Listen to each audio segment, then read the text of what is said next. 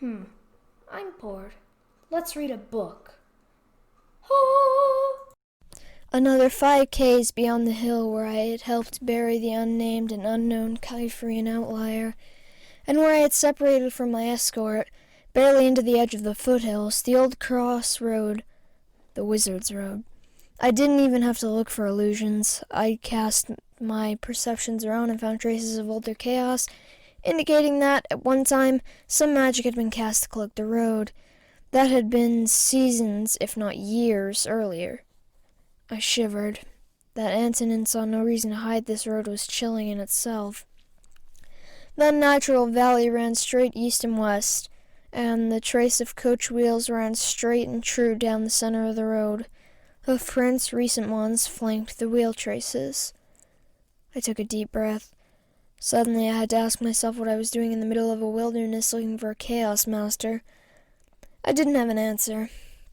Instead, still dampening myself for a fool, I turned to go walk onto that clay-covered and white-paved road and threw my senses ahead of me. Then, remembering what I had done earlier, used the shield that reduced the ability of a Chaos Master to discern the order I represented.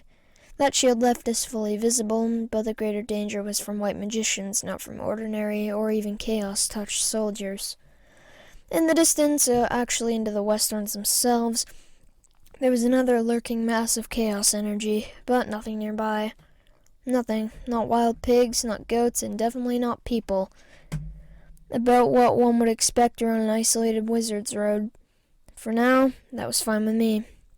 Even on Gerlach as opposed to a coach, riding on the even surface was considerably speedier than on the old road from Kyphrian. Despite what I recalled from my conversations with Justin, I found it hard to believe that the Wizard's Road could have lasted so long.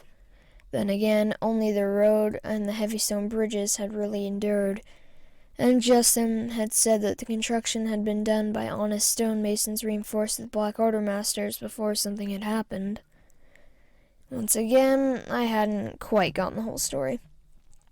By twilight, we had traveled nearly into the lower reaches of the Westlands themselves, and those lower mountains loomed so high into the western sky that we had ridden the entire late afternoon in shadow. Their distant pinnacles glittered with reflected light, a cruel white that made the peaks a fitting home for chaos. Not that I wanted to ride poor old Gerlach as long as I had, but it was twilight before there was a canyon away from the road that had water, and it was passable enough for us to get well clear of the Wizard's Way itself. We struggled up a rock and grass slope, around a bend, and behind another boulder before I felt we were removed enough from the casual scrutiny. Gerlach was nuzzling at the saddlebags even before I had them off. His nose was wet and cold from the brook water that felt like liquid ice. "Don't drink any more," I snapped. A lot of really cold water wouldn't do him much good. I even touched him and let my feelings run through his system. He either hadn't drunk that much or could handle it. Still, I worried. But then I was worrying about everything. He took the grain cake as soon as it appeared, almost including my fingers in the first greedy bite. "Gerlach!" He didn't pay much attention, but I hadn't really expected that he would. After dried fruit, travel bread, and the last of the white cheese, I laid out the bedroll under an overhang.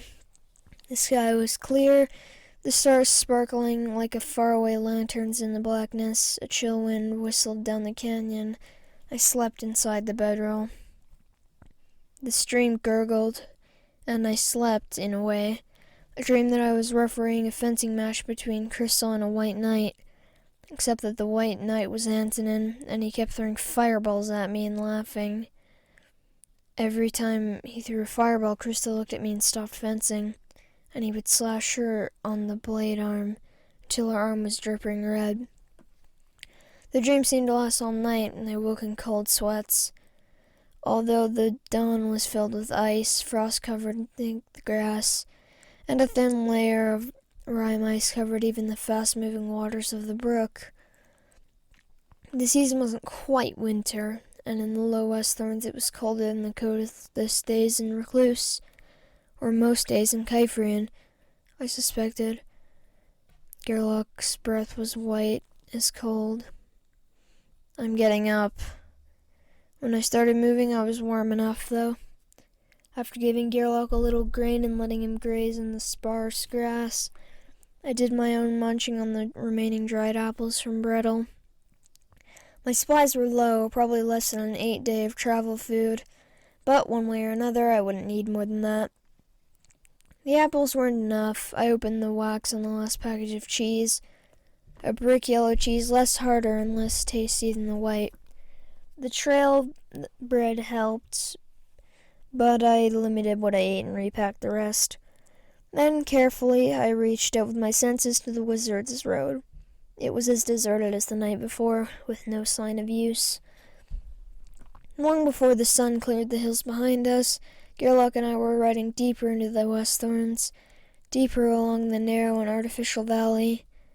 In time, having seen nothing unusual, and having sensed nothing beyond the traces of chaos on the road, we began to near the massive chaos insurgencies. I had first sensed that the afternoon before, somewhere on the other side of an even narrower gap in the huge rock wall that, except for the path of the Wizard's Road, seemed to block any westward passage.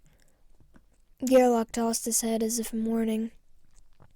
Ahead, the pass opened wide in the morning sun, the sun that warmed my back, grassy slopes rising gently, then ending abruptly on both sides against the rock and crags that distinguished the Westthorns from the lesser mountains of Kandar.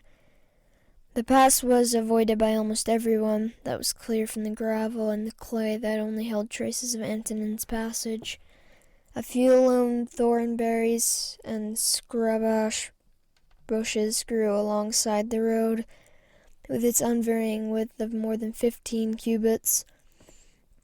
In casting my perceptions ahead, I could sense nothing. Nothing. Not even a rock or trees. Calamity, I muttered, realizing what that meant. Thanks for watching. If you enjoyed this, please like, comment, and subscribe, and turn on notifications so you never miss out on any of my videos. See y'all in the next one. Goodbye!